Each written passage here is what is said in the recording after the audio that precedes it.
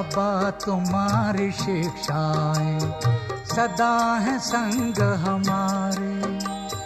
बाबा तुम्हारी शिक्षाएं सदा है संग हमारे।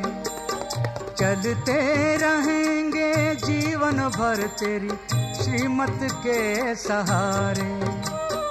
चलते रहेंगे जीवन भर तेरी श्रीमत के सहारे।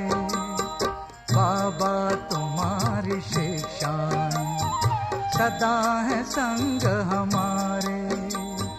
बाबा तुम्हारी शिक्षाएं सदा है संग हमारे।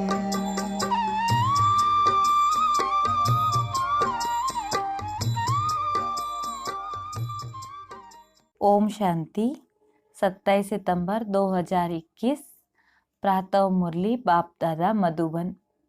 मीठे बच्चे, योग बल से ही तुम्हें अपने विकर्मों पर जीत पाकर विकर्माजीत बनना है। प्रश्न है, कौन सा ख्याल पुरुषार्थी बच्चों को भी पुरुषार्थहीन बना देता है? उत्तर, अगर किसी पुरुषार्थी को ये ख्याल आया कि अभी तो बहुत समय पड़ा है, पीछे गैलप कर लेंगे, परंतु बाप समझाते हैं बच्चे, मौत का समय निश्चित थोड़े ही है। कल कल करते मर जाएंगे तो कमाई क्या होगी। इसीलिए जितना हो सके श्रीमत पर अपना और दूसरों का कल्याण करते रहो। समय का सोचकर पुरुषार्थहीन मत बनो। गीत है ओम नमः शिवाय। ओम शांति। यह तो बच्चों को समझाया गया है कि निराकार साकार बिगर कोई कर्म नहीं कर सकते, पाठ बजा नहीं सकते। रूहानी बाप आकर ब्रह्मा द्वारा रूहानी बच्चों को समझाते हैं योग बल से ही सतो प्रधान बनना है और विश्व का मालिक बनना है। यह बच्चों की बुद्धि में है कि कलप कलप बाप आकर राजयोग सिखाते हैं ब्रह्मा द्वारा और आदि सनातन देवी देवता धर्म की स्थापना करते हैं, अर्थात मनुष्य को देवता बनाते हैं। मनुष्य जो देवी देवता थे, पावन थे, सो बदल 84 जन्मों के बाद पतित बन पड़े हैं। भारत जब पारसपुरी था तो पवित्रता, सुख, शांति सब कुछ था। यह 5000 वर्ष की बात है। तिथि तारीख सहित बाप सारा हिसाब किताब समझाते हैं। इससे ऊंच कोई है नहीं। सृष्टि व झाड़ जिसको कल्प वृक्ष कहते हैं, उसके आदि मध्य अंत का राज भी बाप ही बैठ समझाते हैं। भारत का जो देवी देवता धर्म था वह अब प्रायलोप हो गया है। सिर्फ चित्र जरूर हैं। भारतवासी जानते हैं कि सतयुग में लक्ष्मी नारायण का राज्य था। भले शास्त्रों में भूल कर दी है जो कृष्ण को द्वापर में ले गए हैं। बाप आकर भूले हुए को रास्ता बताते हैं। उनको कहते हैं मुक्ति जीवन मुक्ति का गाइड। सर्व को मुक्ति जीवन मुक्ति देने वाला एक ही है। भारत जब जीवन मुक्त है तो बाकी सब आत्माएं मुक्ति धाम में हैं। इसीलिए उन्हों को कहा जाता है मुक्ति जीवन मुक्ति दाता। रचयिता एक ही है, सृष्टि भी एक ही है, वर्ल्ड की हिस्ट्री ज्योग्राफी भी एक ही है जो रिपीट होती है। सतयुग, त्रेता, द्वापर, कलयुग, फिर होता है संगम युग। कलयुग है पतित, सतयुग है पावन। सतयुग होगा तो पहले जरूर कलयुग का विनाश होगा। विनाश के पहले स्थापना होगी। सतयुग में स्थापना नहीं होगी। भगवान आएगा तब जब पतित दुनिया को पावन बनाना है। अब बाप सहज युक्ति बताते हैं कि देह सहित देह के सब संबंध तोड़ देही अभिमानी बन बाप को याद करो। बाप है भक्तों को फल देने वाला, भक्तों को ज्ञान देते हैं पावन बनने के लिए। सबको पावन बनाने वाला है योग। ज्ञान सागर मुख से आकर ज्ञान सुनाते हैं, पतितों को पावन बनाते हैं। इस समय सब आत्माएं पतित बनी हुई हैं, इसीलिए बाप को बुलाते हैं, क्योंकि बाप बिगड़ तो कोई पावन बना न सके। अगर पतित पावनी गंगा है तो फिर पतित पावन सीताराम कहकर क्यों बुलाते हो? बुद्धि कहती है परमपिता परमात्मा जरूर नई दुनिया की स्थापना और पुरानी के विनाश के लिए आएगा। कल्प वृक्ष की आयु भी होती है। जो चीज जड़ जड़ीभूत हो जाती उसी को तमो प्रधान कहते हैं। न्यू वर्ल्ड नहीं कहेंगे, यह है आयरन एज्ड वर्ल्ड। यह सब बातें बुद्धि में बिठाई जाती हैं औरों को समझाने के लिए। घर घर संदेश देना है, ऐसे नहीं कहना है परमात्मा आया है, युक्ति से समझाना है। बोलो दो बाप हैं, एक लौकिक दूसरा है पारलौकिक। दुख के समय पारलौकिक बाप को याद किया जाता है, सुख धाम में कोई परमात्मा को याद नहीं करता। सतयुग लक्ष्मी नारायण के राज्य में सुख शांति पवित्रता सब कुछ था।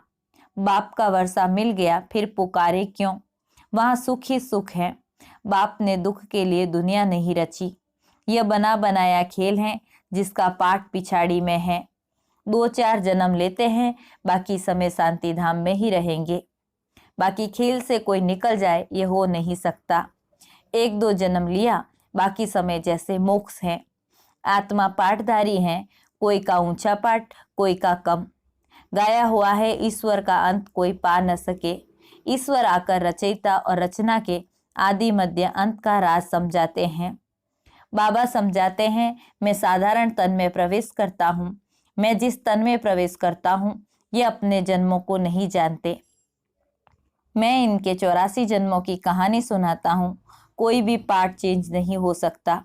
यह बना बनाया खेल है, यह किसी की बुद्धि में बैठता नहीं। बुद्धि में तब बैठे जब पवित्र होकर समझे। अच्छी रीति समझने के लिए 7 रोज भट्टी में पड़े। भागवत आदि भी रोज 7 रोज रखते हैं। कोई 7 दिन में अच्छी रीति समझ लेते, कोई तो कहते हमारी बुद्धि में कुछ नहीं बैठता। ऊंच पद नहीं पाना होगा तो बुद्धि में कैसे बैठेगा? अच्छा, फिर भी कल्याण तो हुआ ना। प्रजा तो ऐसे ही बनती है, बाकी राज्य भाग्य लेने में मेहनत है। बाप को याद करने से विकर्म विनाश होंगे। अब करो व ना करो, परंतु बाप का डायरेक्शन है, प्यारी वस्तु को याद किया जाता है ना। भक्ति मार्ग में भी कहते हैं कि हे पतित पावन आओ। अब वह मिला है, कहते हैं मुझे याद करो तो कट उतर जाएगी। बात सही ऐसे ही थोड़े मिल जाएगी। याद में ही थोड़ी मेहनत है। बहुत याद करने वाले ही कर्मातीत अवस्था को पा लेते हैं। पूरा याद नहीं करने से विकर्म विनाश नहीं होंगे। योग बल से ही विकर्माजीत बनना है। लक्ष्मी नारायण इतने पवित्र कैसे बने, जबकि कलयुग के अंत में कोई भी पवित्र नहीं है। इस समय गीता ज्ञान का एपिसोड रिपीट हो रहा है। शिव भगवान उवाच, भूले तो सबसे होती रहती हैं, मैं आकर सबको अभूल बनाता हूँ। भारत में जो भी शास्त्र हैं यह सब है भक्ति मार्ग के। बाबा कहते हैं, मैंने जो कुछ कहा था वह किसी को भी पता नहीं है। जिन्होंने मेरे द्वारा सुना उन्होंने 21 जन्मों की प्रारब्ध पाई, फिर ज्ञान प्रायलोप हो जाता है। तुम ही चक्र लगाए फिर यह ज्ञान सुन रहे हो। तुम जानते हो हम सैपलिंग लगा रहे हैं मनुष्य से देवता बनने का। यह है देवी झाड़ का सैपलिंग। वे लोग तो उन झाड़ों का कलम लगाते रहते हैं। बाप आकर कॉन्ट्रास्ट बताते हैं। तुम दिखाते भी हो कि उन्हों का क्या प्लान है, तुम्हारा क्या प्लान है। वह फैमिली प्लानिंग करते हैं, दुनिया बड़े नहीं। बाप तो बहुत अच्छी बात बताते हैं कि अनेक धर्म विनाश हो जाएंगे और देवी देवता धर्म की फैमिली स्थापन हो जाएगी। सतयुग में एक ही आदि सनातन देवी देवता धर्म की फैमिली थी और अनेक फैमिलियां ही नहीं थी। इस समय भारत में देखो कितने परिवार हैं। Gujarati family, Sikh family. वास्तव में भारत की एक ही फैमिली होनी चाहिए। बहुत फैमिली होगी तो जरूर खिटपिट होगी, फिर सिविल वॉर हो जाती। फैमिली में भी सिविल वॉर हो जाती। जैसे क्रिश्चियंस की आपस में फैमिली है तो उन्हों के भी 2 भाई आपस में नहीं मिलते, फ्रैंक्शन हो जाती, पानी भी बांटा जाता। सिख धर्म वाले समझते हैं हम अपने धर्म की फैमिली को जास्ती सुख देवे, रख जाती है ना, माथा मारते रहते। जब अंत का समय आता है तब आपस में लड़ने लग पड़ते। विनाश तो होना ही है, ढेर बॉम्ब्स बनाते रहते। बड़ी लड़ाई जब लगी थी तो 2 बॉम्ब्स छोड़े थे, अभी तो ढेर बनाए हैं। समझ की बात है ना। तुमको समझाना है कि यह वही महाभारत लड़ाई है। बड़े बड़े लोग भी कहते हैं अगर लड़ाई को बंद नहीं किया तो सारी दुनिया को आग लग जाएगी। तुम तो जानते हो आग तो लगनी ही है। बाप आदि सनातन देवी देवता धर्म की स्थापना करते हैं। राजयुग है ही सतयुग का। जो देवता धर्म प्रायलोप हो गया है वह फिर स्थापन करते हैं। अब कलयुग है, इसके बाद सतयुग चाहिए।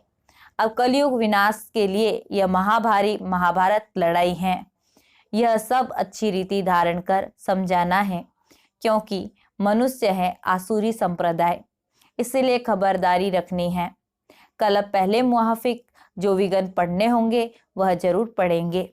यह बना बनाया ड्रामा है और हम बंधे हुए हैं। याद रखना है, यह याद की यात्रा कभी भूल नहीं जानी चाहिए। गीत है ना, रात के राही थक मत जाना, इनका अर्थ कोई समझ न सके। रात पूरी हो, दिन आने वाला है, आधा कल्प पूरा हुआ, अब सुख शुरू होगा। बाप ने मन मना भव का अर्थ भी समझाया है। सिर्फ गीता में कृष्ण का नाम डालने से वह ताकत नहीं रही। कृष्ण को कभी सर्वशक्तिवान नहीं कह सकती, वह तो पूरे 84 जन्म लेते हैं, इसीलिए गीता में वह ताकत नहीं रही। अब हम सब मनुष्य मात्र का कल्याण कर रहे हैं। कल्याणकारी जो बनेगा उसको वर्षा मिलेगा। याद की यात्रा बिगर कल्याण हो न सके। इस समय सब विपरीत बुद्धि है, कह देते हैं परमात्मा सर्वव्यापी है। तुमको समझाना है कि वह बेहद का बाप है। बेहद के बाप से ही भारतवासियों को बेहद का वर्षा मिला है। भारतवासियों ने ही 84 जन्म लिए हैं। अभी तुम प्रैक्टिकल में देखते हो कि ज्ञान तो तुम सुनते ही रहते हो। दिन प्रतिदिन तुम्हारे पास बहुत नए नए आते रहेंगे। अब भी अगर बड़े बड़े लोग आ जाएं तो फिर तो देरी न लगे, झट आवाज निकल जाए, हंगामा हो जाए। इसीलिए युक्ति से धीरे धीरे चलता रहता है। यह है ही गुप्त ज्ञान, किसको भी पता नहीं पड़ता यह क्या कर रहे हैं। भक्ति में है दुख, ज्ञान में है सुख। रावण के साथ तुम्हारी युद्ध कैसी है यह तो तुम ही जानो और न जान सके कोई। भगवान उवाच, तमो प्रधान से सतो प्रधान बनना है तो मुझे याद करो तो पाप विनाश हो जाएंगे, पवित्र बनो तो साथ ले जाएंगे। मुक्ति सबको मिलनी है, सब रावण राज्य से मुक्त हो जाएंगे। तुम कहते ही हो कि शिव शक्तियां ब्रह्मा कुमार कुमारियां ही श्रेष्ठाचारी दुनिया स्थापन करेंगे। परमपिता परमात्मा की श्रीमत पर कल्प पहले मुहाफिक, 5000 वर्ष पहले श्रेष्ठाचारी दुनिया थी। यह बुद्धि में बिठाना चाहिए।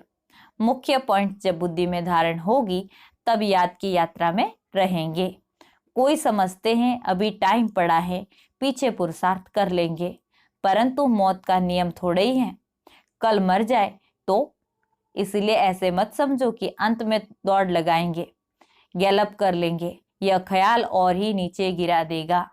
जितना हो सके पुरुषार्थ करते रहो। श्रीमत पर हर एक को अपना कल्याण करना है, अपनी जांच करनी है कि कितना बाप को याद करता हूँ और कितनी बाप की सर्विस करता हूँ। रूहानी खिदमतगार तुम हो ना, तुम रूहों को सेल्वेज करते हो। रूह पतित से पावन कैसे बने उसकी युक्ति तुम बताते हो। कृष्ण को याद करने से विकर्म विनाश नहीं होंगे। वह प्रिंस था, उसने प्रारब्ध होगी, उनकी महिमा की भी दरकार नहीं है। देवताओं की महिमा क्या करेंगे?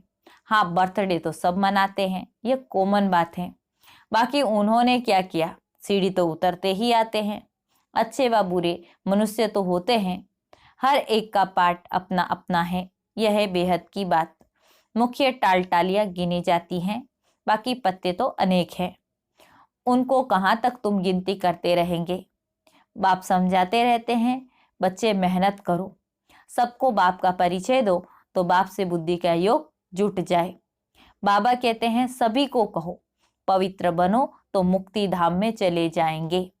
दुनिया को थोड़े ही पता है कि महाभारत लड़ाई से क्या होगा।